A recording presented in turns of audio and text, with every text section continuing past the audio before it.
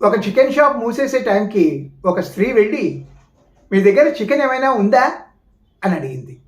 ఫ్రిడ్జ్లోంచి chicken తీసి త్రాసులో తూచి 1.5 కిలోలు ఉంది అన్నాడు. ఆ మహిళ దీనికంటే పెద్దది ఏమైనా ఉందా అని మళ్ళీ అడిగింది.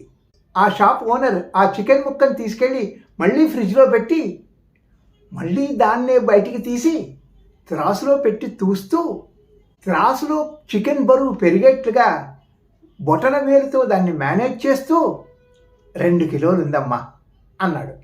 వెరీ గుడ్, అయితే నేను ఈ 2 ముక్కలు తీసుకుంటాను అనింది. హతాశుడయ్యాడు. ఇటువంటి పరిస్థితుల్లో మీ నిజాయితీ పరపతి కోల్పోయినట్లు అనిపించదా? మీ వివేకం తెలివితేటలు మూర్ఖత్వంగా కనిపించవా? మీ మోసపూరితమైన చేష్టలు కూడా మూర్ఖత్వంగా అనిపించదా? ఇప్పటి వరకు ఆ చికెన్ యజమాని తల ఇంకా ఫ్రిడ్జ్లోనే ఉంది, ఆ 1.5 కిలో చికెన్ వెతుకుతూ.